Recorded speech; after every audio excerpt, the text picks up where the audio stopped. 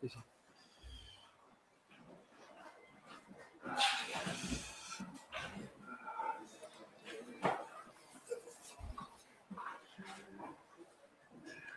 Bueno, boa tarde. Moitas grazas pola vosa participación e puntualidade. Imos dar comezo á sección segunda do Congreso sobre a difusión do principio das nacionalidades na Europa. Nesta primeira parte hai dúas sesións, a primeira delas de Xosé Manuel Núñez Seixas e a segunda de Johannes Kabatek. Xosé Manuel Núñez Seixas é ben coñecido dos presentes, é catedrático da Universidade de Santiago de Historia Contemporánea, na actualidade catedrático da Ludwig Maximilian Universität München. Na súa especialidade, pois, ten traballado e producido numerosos libros e artigos en revistas de impacto internacional. Eu diría tres grandes liñas de investigación no canto dos nacionalismos. Nacionalismo español, tamén sobre diversos nacionalismos comparados, nacionalismo catalán, galego en perspectiva comparada, diferentes nacionalidades en España. E, conjuntamente con esta liña de nacionalismos, eu subliñaría tamén a dimensión de migración. Ten publicado varios libros. A elo deberíamos engadir tamén biografías e demais. É dicir, é autor dunha amplia obra e, polo tanto, ben coñecido. E, ademais, excelente coñecedor do período que estamos analizando e, por suposto, do tema que vai abordar sobre o impacto do wilsonianismo nesta conxuntura nos movimentos nacionalistas en Europa occidental, como reza a ponencia.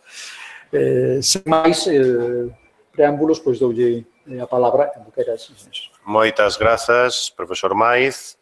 Ben seguindo con esta extraña política lingüística que adoptamos neste congreso, pero penso que efectiva. Eu vou falar en galego, aínda que o meu texto para os que o teñen está en inglés, e tamén o PowerPoint. Por tanto, penso que será unha presentación polifacética. Empezaría dicindo que no meu relatorio vou tocar en varias orquestras a vez, vou tocar varios aspectos que en parte inevitablemente se van superpoñer con temas, con aspectos tamén tratados por outros relatorios, ben esta mañá ou dos que virán. E querería comezar por aquela frase me coñecida de Anne-Marie Thiers que di nada máis internacional do que o nacionalismo. Despois ese paradoxo en que, como xa expresou tamén o profesor Lersen esta mañá, os nacionalistas creen ser únicos, creen ter unha narrativa única que ensalza ou que enxalza e salienta o irrepetível das súas nacións, das comunidades as que apelan, pero cando se examinan os mecanismos cos que construen os seus discursos, estrategias narrativas, os seus símbolos, etc., podemos apreciar que existen patróns moi comuns. E, de feito, antes da Primeira Guerra Mundial existía unha intensa circulación transnacional de símbolos, de elementos culturais, de materiais culturais, tamén de teorías sobre a nación, tamén sobre modelos de construir as narrativas históricas. O que fai cada nacionalismo é mudar os ingredientes da receita, onde uns poñen Vercingetorix, outros poñen Breogán, depois mudan algunhas cousas máis, un período de esplendor, en fin, sobre estes son temas ben coñecidos. Hai unha circulación do centro, ou dos grandes centros de produción intelectual europea cara a periferia, boa parte dos nacionalistas leron unha serie de textos comuns, dende Herder a Mancini, mas tamén hai circulacións entre as periferias. Algúns autores refiren a existencia dun efecto dominó entre diferentes nacionalismos. Eu creo máis apropiado falar de un efecto de demostración dunha banda ou, quizáis por retomar a categoría expresada por Lersen esta mañá dun impacto, dun efecto impacto, que o que exercen os movementos nacionalistas triunfantes ou que son exitosos e sobre os nacionalismos, sobre os movementos reivindicativos menos sucedidos ou que están nun estadio inferior, pero ao mesmo tempo tamén existen un fenómeno de transferencia cultural. Ora ben, esta circulación, como xa se suliñou, non necesariamente provoca que medren nacións, que medren 1000 nacións, parafraseando a Mao, ali onde non existen, digamos, unha certa materia prima, onde non existen condicións sociais e culturais. Pero sí que é certo que estes modelos moldean as perspectivas e moldean os modelos dos activistas, a súa visión do mundo. E moitas veces se converten en auténticos marcos condicionantes, senón determinantes, da súa actuación.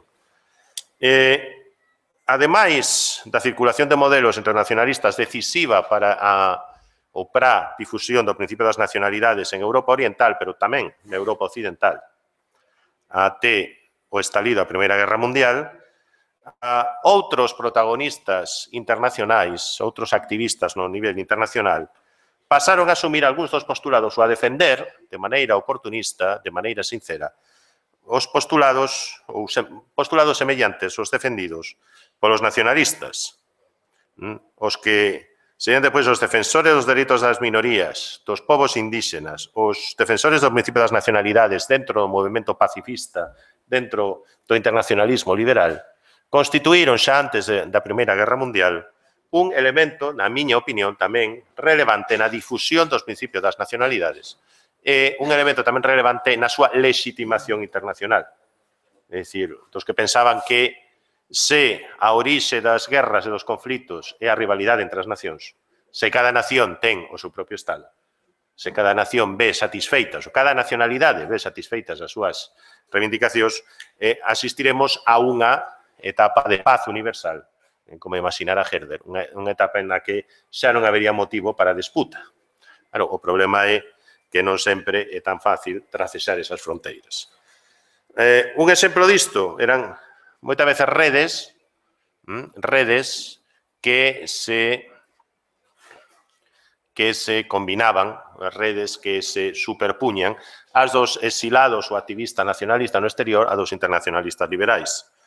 Un exemplo disto foi xa en 1912 o xurdimento da chamada Unión de Nationalité, a Unión das Nacionalidades, en París.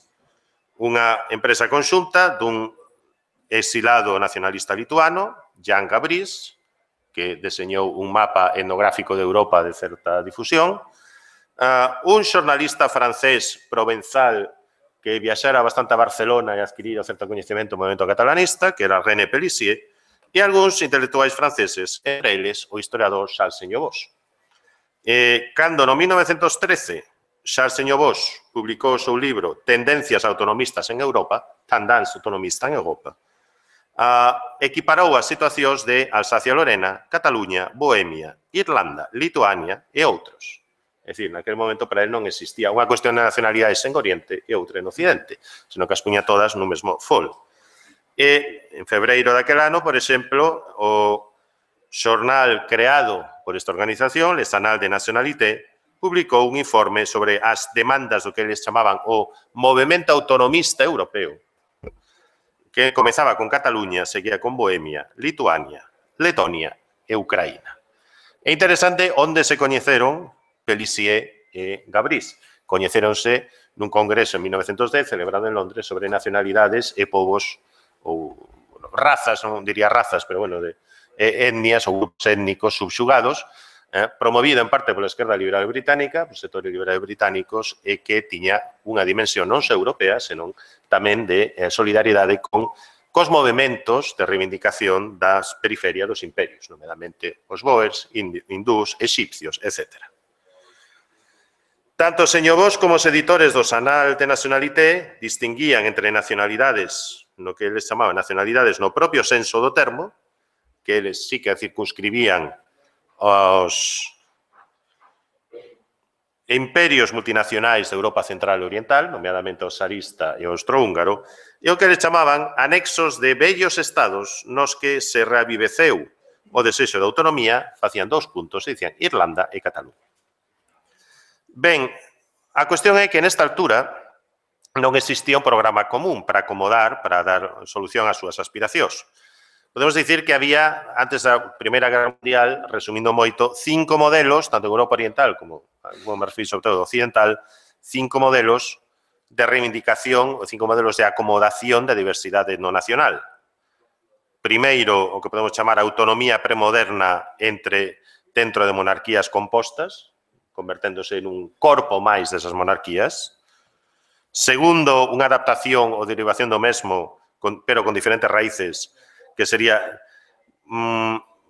ser un integrante, ben un corpo orgánico ou non, dun Estado federado dentro dunha federación multiétnica ou multinacional. E aquí podemos falar dende o catalán Francesc Pi Margall ata o Felibris Rouge, unha tendencia do Felibris occitano.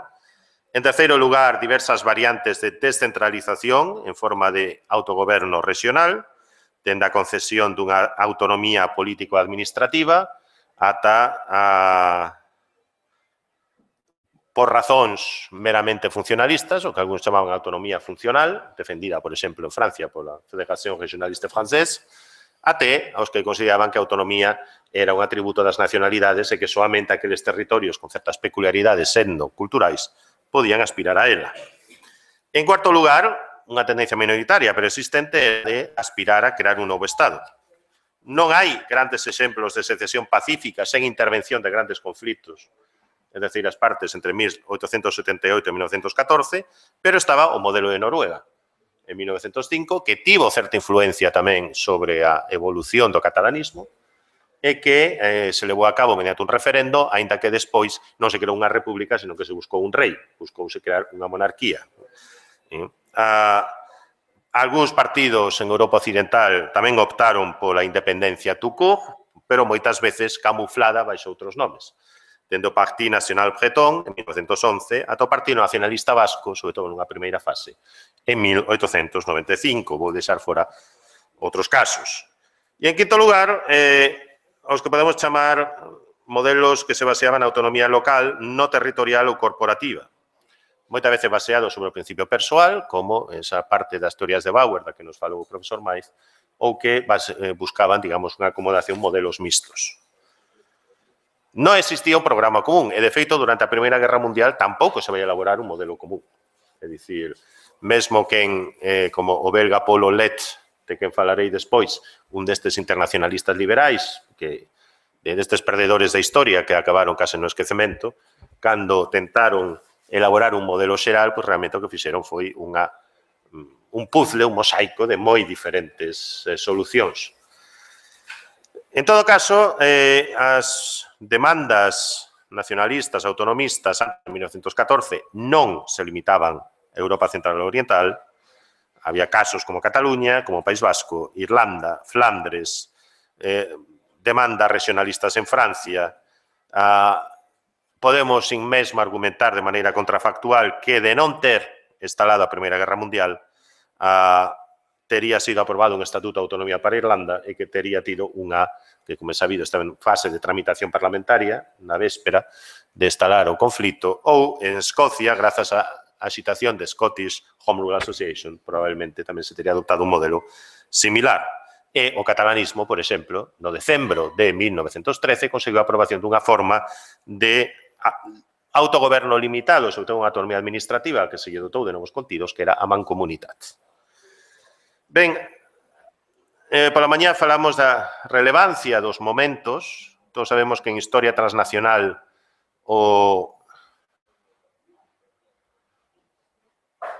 a transferencia, o transfert é importante, pero tamén o son os momentos, como ten subliñado para o caso da Primeira Guerra Mundial Eres Manela.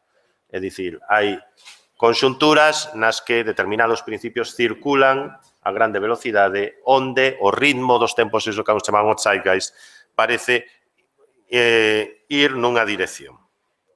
Naturalmente, isto nos plantearía discusións ulteriores sobre esa difusión por impacto ou efecto de demostración, tamén ás veces está presidido pola continxencia, de non ter, todos sabemos por Christopher Clark que a Primeira Guerra Mundial non era inevitable, podemos supoñer que tería pasado de non ter instalado a Primeira Guerra Mundial, ese papel da continxencia é moitas veces o que falla nos modelos evolutivos dos movementos nacionalistas. Pero, en todo caso, a Primeira Guerra Mundial representou quizás o momento que acelerou esas transferencias culturais entre movementos nacionalistas e lles deu algúns estímulos comuns. En parte por unha cuestión que non tiña nada a ver con dinámicas nas que eses nacionalistas de Cataluña, de Flandres ou de Irlanda tivesen algunha influencia. É dicir, a apropiación xeoestratégica do principio das nacionalidades que xa tiñen a longa historia anterior polas bandos contendentes. Ben, a utilización do principio das nacionalidades non era un fenómeno novo, xa fora utilizado durante a Guerra de Independencia en 1930, fora utilizada na Guerra dos Balcáns, fora utilizado no seu momento por Napoleón III, é dicir, a apelar á liberación das nacionalidades oprimidas polo inimigo como argumento justificador do propio esforzo de guerra xa era algo bastante común. Pero agora tiña algúns elementos novos, porque non somente servía a unha causa estratégica, debilitar o inimigo cuxa a diversidade no nacional era patente, senón que tamén fornecía os movementos liberais e de esquerda liberal que apoyaran o esforzo de guerra, sobre todo nos países de entente, no nome da Unión Sagra, da Unión Sacrée, unha causa lexítima adicional para convencelos de que a guerra era xusta. É dicir, non somente se trataba da guerra entre civilización francesa e cultura alemán, non somente se trataba de denigrar o adversario, e que ademais o adversario, sobre todo no caso, isto se aplicaba sobre todo o caso dos imperios centrais, o adversario pisoteara, tripara, destrozara os dereitos á independencia das pequenas nacionalidades. Curiosamente non se pensaba en nacionalidades irredentes. Cando empeza toda a propaganda, tanto en Italia, bueno, a partir de 1915, como en Francia, etc., se está referindo a Bélxica e en parte se está referindo á agresión que sofre Serbia. Ninguén está pensando aínda en Chequia, en Eslovaquia, etc., etc. Isto virá bastante despois. Tamén utilizou como arma de guerra o principio das nacionalidades, tamén utilizaron os imperios centrais con bastante menos convencemento, pero sobre todo neste caso incidindo na diversidade no nacional, obviamente, do imperio tsarista. É dicir, son, sobre todo con diñeiro alemán e austríaco, nomeadamente alemán, que se organiza unha liga dos povos alófonos que reúna varios nacionalistas caucásicos e algúns bálticos, por exemplo.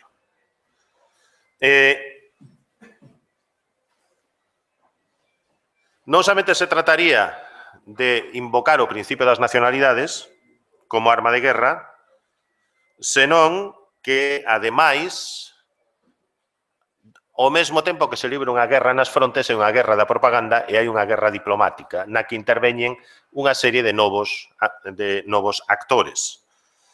Interveñen dunha banda os comités de exilados nacionalistas, o máis coñecido quizás o exemplo do Comité Nacional Checo, que teñen moitas veces que actúan en París, que actúan en Xenebra, que actúan en Suiza, en terreno neutral, mas que tamén operan nos Estados Unidos, que tentan mobilizar as diásporas, que tentan influir nas políticas exteriores dos estados beligerantes, e para iso desenvolven o que despois, bueno, na ciencia política se chamaría despois protodiplomacia, pero tamén precisan mediadores. Quen van ser estes mediadores? Van ser moitas veces historiadores expertos en Europa Central, Oriental ou outras zonas, van ser xeógrafos, van ser lingüistas, van ser xente que normalmente facía, digamos, ou establecía o elo entre conspiradores exilados que normalmente ata 1917-18 tiñan pouco acceso a chancelerías e os ministerios de asuntos exteriores. Eu creo que isto é importante porque xoga tamén un papel na internacionalización do principio das nacionalidades. É dicir, estes comités producen propaganda e inciden en que o principio das nacionalidades tamén aplicável a eles, sexan checos, sexan polacos, etc. E, ademais, algúns deles teñen soldados na fronte. Por exemplo, a Lexión Checa é ben coñecido, tamén é coñecido, digamos, o caso dos poloneses. Pero, igualmente, aí se enfrontan coa razón de Estado. É dicir, como é sabido, a Entente ata case finais de 1918, ata que ve que é imposible chegar a unha paz separada con Austria-Hungría, non se decide a optar pola vía de aplicar o principio das nacionalidades, sempre suxeito, eso sí, a principios estratégicos de maior consideración, é dicir, de maior alcance. Ata entón, preferíase, e iso se verá tamén nos puntos de Wilson, nos 14 puntos de Wilson, que os que falarei a seguir, veríase que, como moito, se contemplaría algunha forma de autogoberno satisfactorio para as nacionalidades de Austria-Hungría. Ben, se o principio había, obviamente, circulaban varias teorías sobre o principio das nacionalidades, durante a Primeira Guerra Mundial, na miña opinión, non se inventa nada novo. É dicir, se o principio das nacionalidades expresaba que aquelas comunidades que tiñen os obxectivos, os atributos supostamente obxectivos dunha nación, pero que carecían de Estado, deben aspirar á forma máxima de autogoberno posible e se cadra un propio Estado, o que se engadirá pouco a pouco, e sobre todo despois da erupción de Wilson, é o principio de autodeterminación. É dicir, a autodeterminación se converte en autodeterminación nacional porque pasa a sumar a este principio, cada nacionalidade debe ter unha forma de goberno autosatisfactoria, un principio baseado na democracia interna, é dicir, o consentimento dos gobernados é fundamental para decidir o destino das nacionalidades. Estou resumindo moito, obviamente, pero aquí se suman unha tradición europea, francesa, que pon o acento no carácter voluntarista, alemana, que pon máis o acento nas características, nos elementos orgánico-historicistas, pero que pola súa vez teñen tamén moitas hibridacións, e unha tradición de orixe en parte anglosaxona, en boa parte norteamericana, mesmo no caso de Wilson, con fortes raíces religiosas. É dicir, a idea de que o goberno moral da comunidade só podía xurdir da propia vontade dos gobernados. E isto, estes principios, podían ser adoptados, como xa dixen, por moi diversos actores. Actores que moitas veces non tiñan necesariamente veleidades nacionalistas, non tiñan patrias que liberar. Pacifistas, liberais, internacionalistas cristiáns, socialistas fabianos e moitos outros, que consideraban que a paz universal, a xustiza social, só se acadaría cando non houbese nacións opresoras e nacións oprimidas. Naturalmente, que era o que ningún deles podía contestar? Pois, que pobo é pobo? Qual é popolo é popolo? Que dice un autor italiano. É dicir, ben, pero que é unha nación?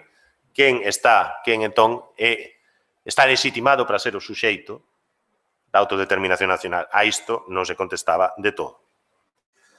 De feito, as solucións globais á cuestión nacional, os diversos deseños de solución das cuestións das nacionalidades que foron elaborados durante a Primeira Guerra Mundial, o doctor Digov menciona tamén algúns no seu texto, pero, por exemplo, voume referir a Declaración dos Dereitos das Nacionalidades do belga Paul Aulet, moi vencellada a Unión das Nacionalidades, abrangue un grande abano de solucións, que ia dende a plena independencia nuns casos, a autonomía federativa, como la chamaban outros, o que hoxe chamaríamos descentralización asimétrica noutros máis, ou un estatuto personal naquelas áreas de poboamento étnico mixto, é dicir, máis parecido, digamos, ás solucións que pensaba Bauer, da autonomía, algunha das solucións que pensaba Bauer.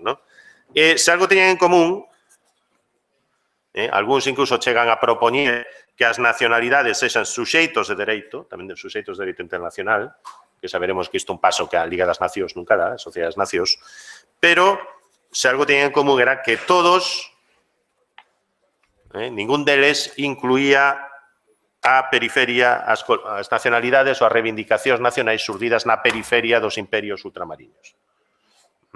Como expresaba esta Como despois mostrarei, os que realmente estaban fora de aí eran os indios, os que estaban fora de aí eran os egipcios, o que estaban fora de aí incluso eran en parte os chamados nacionalismos imperiais da periferia británica.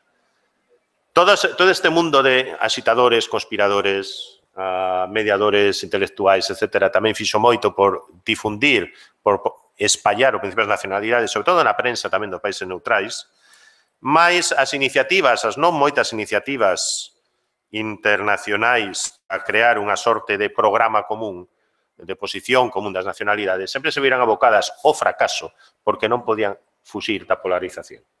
Un exemplo, a Unión das Nacionalidades, que primeiro se movía na órbita da diplomacia e dos servizos secretos franceses, e serveu os intereses da Entente, despois pasou a través do nacionalista lituano Jean Gabris, que pensou non, a min agora me conveñen os imperios centrais, pasou sempre en Suiza a desenvolver actividades moi situadas baixo a protección da diplomacia xermana, e despois entrou nunha sorte de... volveu despois a órbita diplomática francesa, nun momento en 1917-18 que o goberno de Penlevé parecía ser favorável á independencia dos estados bálticos e de Ucraína perante a Revolución Soviética, e despois o realista Clemenceau, de quen é coñecida aquela frase que lle soltou os nacionalistas cataláns en París, non se sabe, quizá esa frase apócrifa, pero que presentaron un preito de reivindicacións catalanistas, el dixo, pas d'histoire, monsieur, por favor, désense de historias. Clemenceau, que defendía en boa tradición francesa unha política de feitos consumados e de razón de Estado, bloqueou todas esas iniciativas. Bloqueou todas esas iniciativas, pero nisto, estou resumindo, apareceu Wilson, o presidente Woodrow Wilson. O presidente Woodrow Wilson, sobre todo a partir da presentación dos seus 14 puntos perante o Congreso dos Estados Unidos,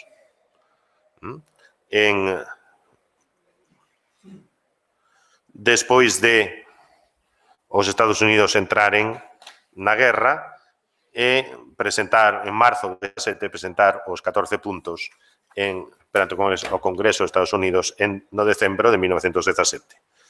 Ben, é moi común ler en moitos libros de historia, moitos libros de divulgación, que Wilson inventou o principio das nacionalidades e, sobre todo, o principio da autodeterminación nacional. Nada máis lonxe da súa vontade. Wilson nin sabía, non tiña moita idea de como era o mapa de Europa Central, por exemplo. E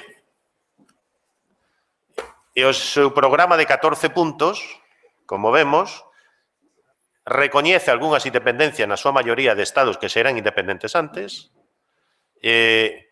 promove un estado independente polonés, en parte pola importancia da comunidade polonesa nos Estados Unidos, en parte por conveniencia estratégica para a Entente, pero despois, tamén na liña dos pactos suscritos con Italia, fala do reaxuste das fronteiras italianas segundo liñas de nacionalidade, que deixa un pouco no limbo pois por onde tiña que pasar a fronteira, se por Bozen, Bolzano ou por Trento, zona xermanófona, zona italófona, e fala tamén, por suposto, restauración da independencia de Bélxica, e fala de desenvolvemento autónomo para os povos da Austria-Hungría.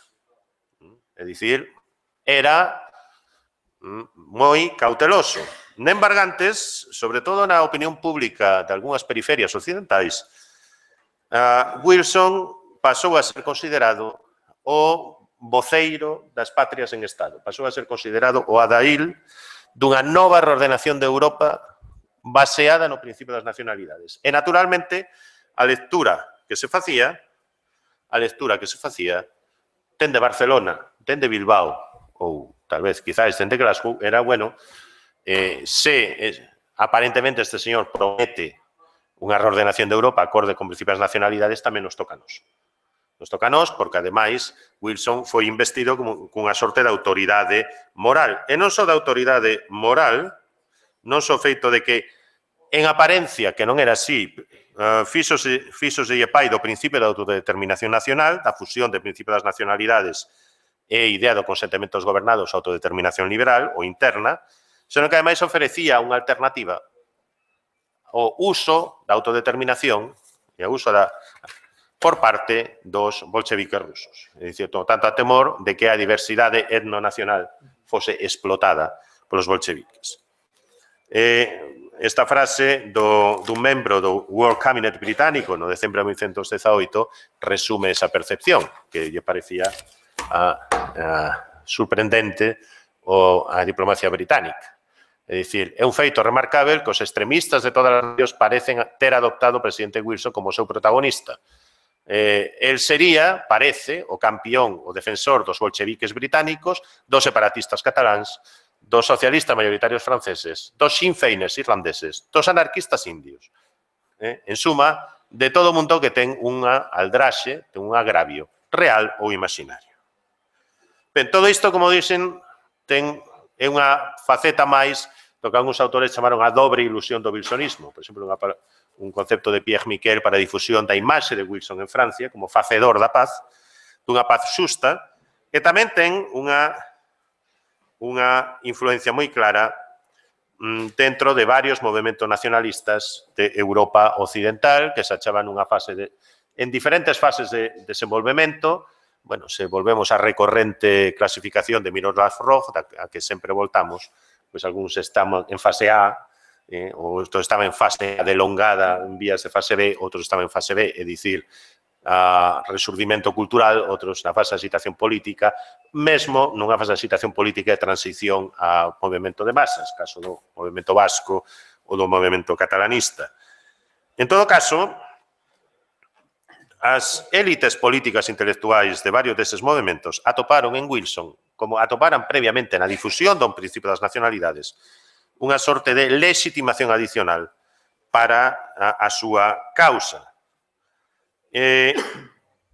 Nalgúns casos, foi un elemento máis que incidiu na súa redefinición ideolóxica, nesa ruptura cultural en parte política, pois na que incidiu esta mañá, por exemplo, o profesor Villares, ao falar das Irmandades da Fala no caso galego, pero que tamén se aprecia en parte no caso bretón, apreciase no caso corso, apreciase tamén nos frisóns, apreciase nos galeses, no paso do liberalismo inconformista, máis ou menos radical, as primeiras formulacións previamente nacionalistas galesas. Aí, esa adopción do principio de autodeterminación nacional creo que xogou un certo papel tamén. Naturalmente, encontrámonos sempre con o problema de medir unha influencia. Iso está no ambiente, pero non quere dicir que ese salto se produza, porque existe Wilson, se produza porque determinadas cousas están acontecendo en outro lugar, pero sí existe algún vencello indirecto, si podemos dicir que iso contribúe, digamos, ao marco de oportunidades, e igualmente teríamos que pensar por que esa evolución se dá nos lugares, en troques non se dá noutros, non se produce noutros. Por exemplo, Sardeña, o movimento sardo, aparece sobre todo a partir do 18, cunha forte componente de excombatentes nas súas filas, de feito son os excombatentes os que despois fundan o Partito Sardo d'Azione, onde en embargantes non se dá ese salto ideolóxico do regionalismo, máis ou menos radical o nacionalismo, a pesares de que, según le as actas dos congresos do Partito Sardo d'Azione, hai referencias a Irlanda, referencias aos principios nacionalistas, etc. Pero xamais definen Sardeña como unha nación, senón que a definen ás veces como unha colonia de Italia, como unha zona de grande personalidade, etc., etc. Como era interpretado isto dende abaixo? É dicir, como interpretaban os propios activistas falando desa dese xogo de escalas, o que tamén se refería o profesor Lersen, ese influxo exterior? Este é un texto un pouco longo de Guillem Forteza, un arquitecto catalanista de Palma de Mallorca, en novembro de 1918, que máis ou menos viña a dicir: pode o noso sentimento regionalista, ainda falaba de regionalismo, recibir un maior estímulo exterior. Ben dicir, o nacionalismo triunfa en todos os lugares, pode haber discusión sobre moitas cousas, pero o que unha nación xa está claro, e nós pertencemos a esa corrente. Estades seguros disto, non se perderá un só minuto discutindo sobre que se entende por nación. E, por tanto, se non se vai debater, se non se vai perder un minuto falando disto, tampouco aquí en Mallorca temos que perder un minuto discutindo sobre isto. Somos unha nacionalidade. Naturalmente, esta difusión, do meu punto de vista, era máis intensa, tivo máis consecuencias ali onde, digamos, os movimientos nacionalista o nacionalismo xa tiña un arraizamento social maior, onde xa existía un potencial de diversificación social, política e ideolóxica. O influxo da Primeira Guerra Mundial, o influxo da difusión da principio das nacionalidades, por exemplo, dentro do catalanismo, durante a Primeira Guerra Mundial, foi nese aspecto moi importante, o que algúns autores teñen chamado a catalanización das influencias exteriores, tiña a ver coa crise do sistema político, tiña a ver tamén, digamos, cos comezos do esgotamento do proxecto político do Partido Catalanista dominante ata entón, que era a Lliga Regionalista, un partido conservador. Había algúns, non moitos, pero sí algúns voluntarios cataláns na lexión estranxeira francesa, varios centos, varios miles, algúns deles eran catalanistas. Iso ten un grande eco dentro do catalanismo, promóvese todo un culto aos voluntarios cataláns en Francia, incluso o mariscal Joffre, por exemplo, que en Francia estaba, despois dos homes, estaba bastante desprestixiado, entón os sacaban por aí a pasear, era do Roussillon, e, por tanto, foi considerado un catalán, e aquí, este selo onde se facía unha equiparación entre Joffre e Guifré Pelós, é dicir, o fundador medieval da nación catalana, segundo a mitoloxía. Os voluntarios cataláns recibiron medallas, etc. Mesmo doaron unha bandeira no Panteón do San Valid. En pequeno, querían imitar o modelo checo. É dicir, temos soldados combatendo polo entente, somos aliadófilos, a entente defende o principio das nacionalidades e, por tanto, queremos participar nos beneficios da paz. Isto ten unha primeira fase, difusión do principio das nacionalidades, reinterpretación do wilsonismo, que leva a cabo, sobre todo, entre outros, o maior ideólogo do catalanismo republicano, que Antoni Rovira e Virgili, escreven en xullo de 1918 que a esencia do pensamento wilsoniano se contén en dous principios básicos, o da democracia e das nacionalidades. O señor Wilson quere que o mundo estea dominado pola liberdade do home e dos povos. E a súa famosa fórmula dos dereitos dos povos a dispor de si mesmos contén tanto o principio democrático como o principio das nacionalidades. Podese dicir máis alto, pero non máis claro como el o interpretaba. Ben, naturalmente isto que provoca dentro do catalanismo escisións, refórzase por primeira vez o nacionalismo radical, que está máis influído non pola conxuntura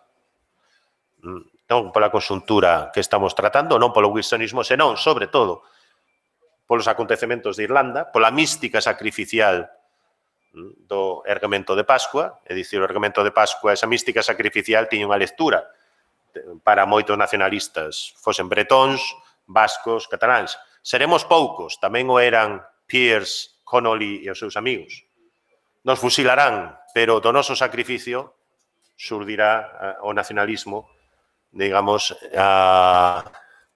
froitificará e gañará máis adeptos.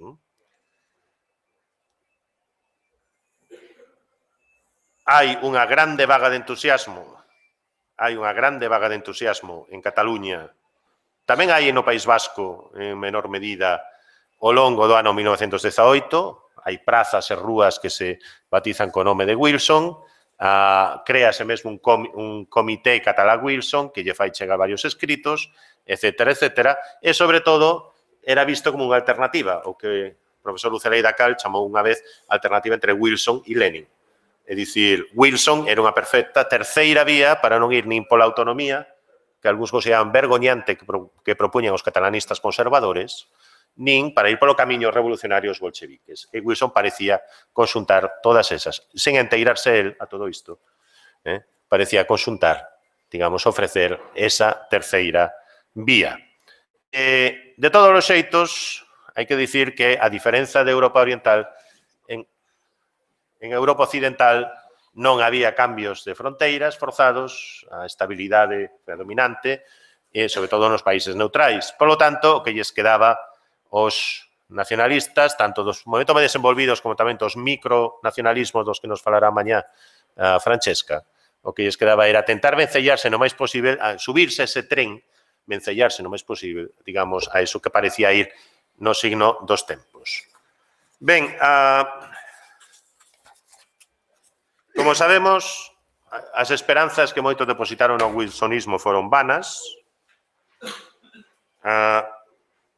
aínda que Wilson, de algún xeito, conseguiu, como afirman algúns autores, de maneira milagrosa, dar ao conceito de autodeterminación nacional un estatus internacional, foi unha figura que despertou máis expectativas entre os nacionalistas das que realmente satisfixo.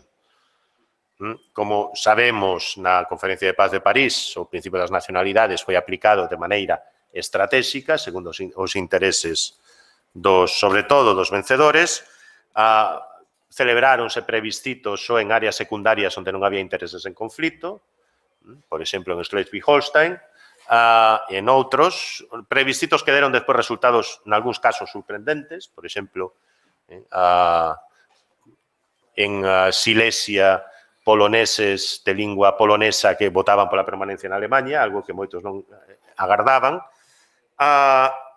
Non se, a diferenza de todos os plans imaginados por internacionalistas liberais e diversas asociacións internacionais, non se considerou nin as minorías novo concepto que en parte substitúe as nacionalidades ou coexiste con el, como mostrará Stefan Digov mañá, non se fai as nacionalidades suxeito de dereito, o sistema de protección de minorías nacionais, a Liga das Nacións, estaba baseado na filosofía dos dereitos do home, da non discriminación daqueles que pertencesen a minoría de lingua, raza e religión. Inciso, cada mes de setembro aquí en Galicia se inventou a tradición de que Galicia foi admitida en 1933 como minoría nacional pola Sociedade das Nacións, o que é unha auténtica estupidez. É dicir, nin Galicia foi recoñecida nunca como minoría pola Liga das Nacións, nin o foi Cataluña, nin o foi Transilvania, non o foi ninguna, porque a filosofía era outra. E isto ben o vía, entre outros, un dos protagonistas das Irmandades da Fala, que era don Vicente Risco, cando escribiu que o principio dos tratados de minorías son os dereitos do home, nós estamos por outra cosa, dereitos orgánicos das nacionalidades. O impacto dese momento wilsoniano para diversos movementos nacionalistas en Europa Occidental. Nalgúns casos, eu penso que foi un factor que favoreceu unha transición rápida dende esa fase de resurdimento cultural a unha fase de agitación política. Noutros casos, favoreceu unha transición ideolóxica entre regionalismo e nacionalismo, de demandas territoriais formuladas en clave de tradición local, digámoslo así, de tradicións políticas locais, a un novo vocabulario nacional que se apropiaba dos novos termos que sí foron popularizados durante a Primeira Guerra Mundial. Principio das nacionalidades, autodeterminación nacional. Máis tarde, tamén incluso, dereitos de minorías.